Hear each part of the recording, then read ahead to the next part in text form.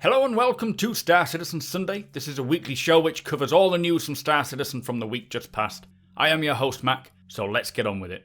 This week we hear about science, gameplay and viruses, the future of caves including caverns and sinkholes, plus what improvements and updates mining will receive in the future. So before we begin, let me just quickly update you on the 3.7 patch. With being away, I have not had much chance to try the live build, but from what I've heard from other people who are playing it, they're having a lot of back-end issues, which will hopefully get fixed in the upcoming 3.7.1 patch, currently in the PTU. This 3.7.1 patch will likely get pushed to live tomorrow, so my fingers are crossed for the stream. We did hear on Star Citizen Live that they do intend to bring out a 3.7.2 patch, which will have a lot more quality of life updates, so we will see how that goes. Beyond 3.7.2, I don't think there's going to be another patch. I think they're going to go to 3.8. On streams this week, we will be pushing the cave initiative more, getting our org members into caves and profiting from mining. Plus, I'd love to find some of these harvestable plants in each of the locations, so be sure to follow me over on Twitch to take part in that. So with the recent release of Alpha 3.7, they decided for last week's Star Citizen Live to just answer our questions regarding the patch and the future of 3.7. Now the first question, which was probably the best one, was, are there plans to use harvestables for any other purposes other than selling? Now, yes, obviously they definitely do. 3.7 is just the toe in the water for harvestables. They have created and used a system which can spawn hundreds of items in the world for players to collect, harvest and do various things with, not just selling it. The actor status system means eventually players and NPCs will be at top performance if maintained, so seeing positive and negative effects if you eat things, getting a boost maybe. All of these different harvestables will have their own properties that, like I say, will either give you a good effect or maybe a negative effect. Something else that they went on to explain was gathering research data from harvestables. So extracting chemical substances within each item and then using that to develop either viruses, cures or weapons. So more crafting and science gameplay is to come, and this is, as they say, just dipping their toe in the water. I've actually got another video that I'll bring out maybe tomorrow, just delving a little further into what this could mean in terms of science gameplay and extracting the chemicals and creating viruses and cures and so forth, because I think that's a big area that will be a lot of fun. Anyway, next question is to do with the mission sharing. Are there any missions worth sharing, or will they create other missions? And they say that currently they do have 206 missions in the mission broker. This includes all the variants, so it doesn't feel like that many because they just change script and locations. But mission sharing now means that they can design more missions with the intention of sharing. These missions that we have at the moment, they weren't designed with the idea of being multi-crewed, so hopefully soon we'll start seeing more sort of bespoke missions designed for sharing with friends. Someone asked about the status of the beard and hair tech. This was something we saw at CitizenCon. Now the focus is currently about applying the new shader to Squadron 42 characters. After that, they say the sky is the limit to the amount of options they will have and they will bring to us, and hopefully that's when I'll start seeing my face in the game. Fingers crossed. Next question is to do with the multi-tool, and will it have any additional functionality in the future? Now, yes it will. The idea of the Pyro multi-tool is kind of being a platform for interchangeable options and tools, so there will be more to come later down the line.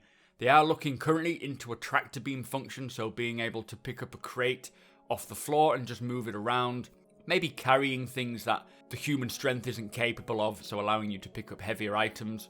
They did say they would love for it to be used to cut locks and boxes holding maybe weapons, or for example if you find a hatch or a panel, it could be a good way of gaining entrance to a secret location just by taking the lock off. And it was part of the Clovis mission we saw a long while back, but the trouble was there wasn't much functionality for the multi-tool, so people didn't have the multi-tool. So when you got the mission, you'd go there and you just wouldn't be able to finish it because you couldn't open the area that required it. But now that more people are using the multi-tool for mining, they may bring missions back that require it, and hopefully it'll be sooner than later, because I do like the idea of having this tool that you can swap out the attachments. It is one of those devices that I think most people will end up just buying and carrying from the offset. I just wish it wasn't only available at Lawville, because it's such a long way to travel to be able to do any mining. But they did say in the future there will be different locks, there will be different types of lock picking, so there's still a lot to come for the multi-tool. Someone asked about the harvestables and that they're actually quite difficult to find. Now, they wanted an FPS radar to help with the mining, but it wasn't ready in time. Once ready, it'll be easier to find the harvestables on planets. Now, they did kind of break down where these harvestables can be found, and I will maybe on Monday's stream, tomorrow's stream, start looking and seeing if we can collect all the different plants. There are 2 types on the savanna biomes, which is on Hurston. That's always a good place to find harvestables. Caves obviously have harvestables there. Revenant pods can be found in deserts with atmosphere. Prota is in any acidic area. Component boards can be found in scrap sort of junkyards if you are looking for them as well. So there's a lot out there. Like I say, we'll probably spend some time looking for them and trying to gather them up on stream. What are the plans for quality of life work for Quarter 4? Quality of life means just making the game more playable, more fun, more stable. Now looking ahead, they did say they want to get to a 3.7.2 patch at least. They want to get quantum travel working properly, the ship HUDs need updating, flight and FPS AI, the load and save with the new areas to log in and out of. Also ships dropping cargo when they're exploded. Police interdictions need a bit of tuning as well. There's lots that they are pushing for 3.8, but also they're trying to get some nice content out for 3.8, so it's an ever long balance. Talking about ships blowing up with cargo, they did say it was just a bug where the cargo would just disappear, but they are trying to get a balance pass on it to make sure that the cargo that is dropped is rewarding and worth the effort, as well as it actually being dropped. Now, someone asked about the backpacks.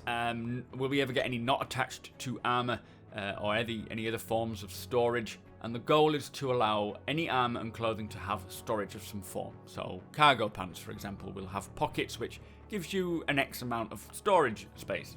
Things like utility belts, clothing, backpacks that aren't attached to armor will eventually make it in, and I can imagine there'll be a vast array of different types of storage items. This is obviously the first stage just to get it so that you can actually go out and carry enough items to make it worth your while. There will be more coming. What's the next step for FPS mining? So coming soon, there will be more specialized mining equipment.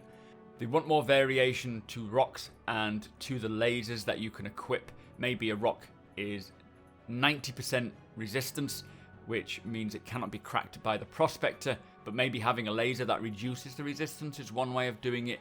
It will obviously need some balancing in some way, but they are thinking maybe having consumable short-term items for mining, like if a rock is about to blow up, you can attach this item, which will then reduce the rock's instability, making it less eruptive.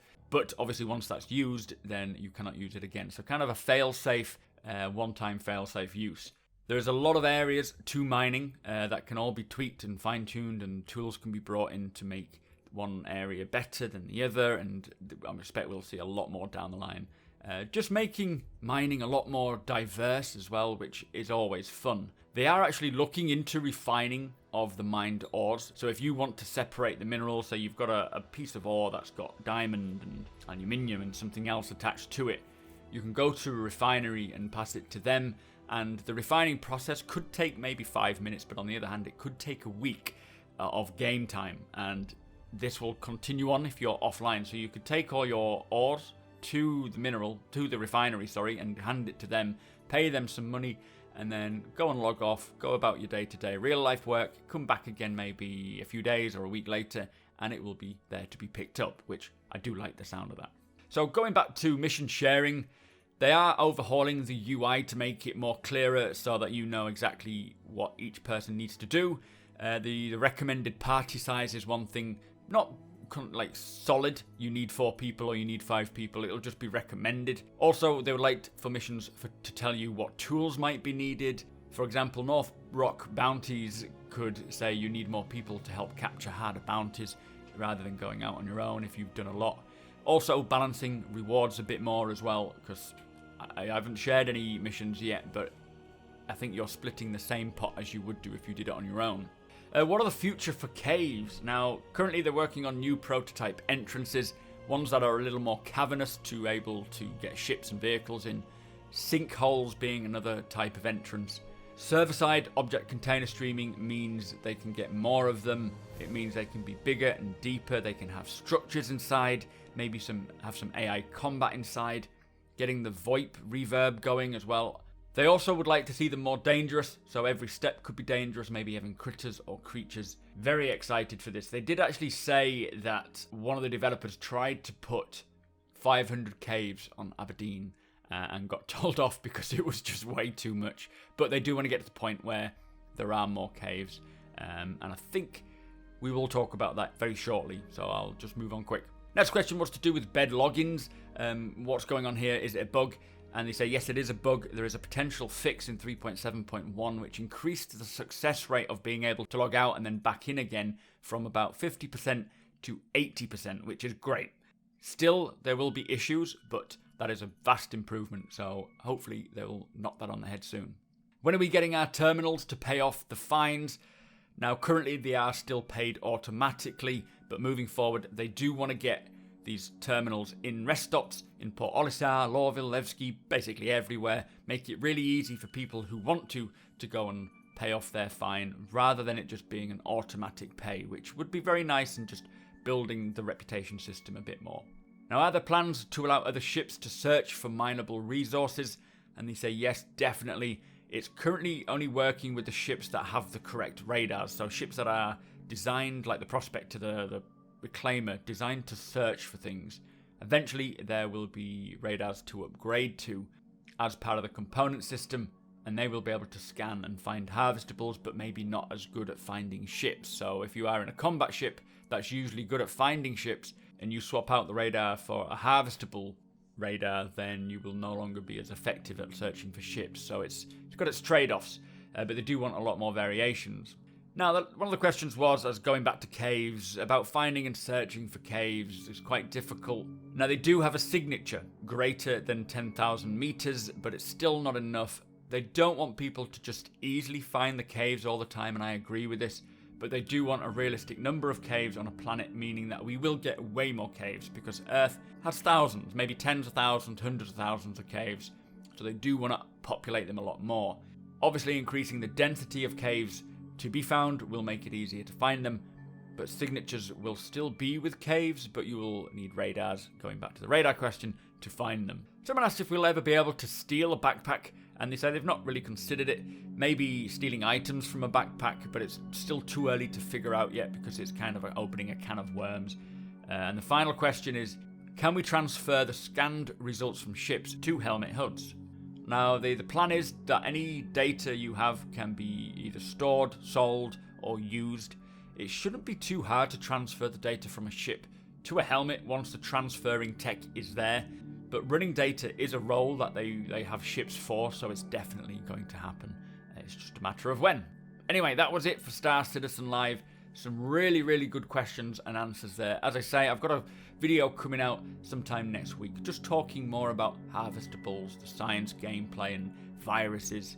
Just delving a little more into what that could mean. We will also, on stream, try and search for some of these harvestables and see what they look like, see what their values are. But with that said, let's move on. Also this week, there was a new Empire report which looked into the crime spree which happened over this year's Citizens Day. Plus, the subscriber update post was released, letting all the subscribers know what this month brings, including a cool Parasite film-inspired helmet. So that brings us to the end of the show. Thank you so much for watching. Be sure to hit that subscribe button so you don't miss a video. Hit that thumbs up if you enjoyed it, and share the video with all your friends. If you like what I do and want to help me make it better, follow the link below to my Patreon page to learn more.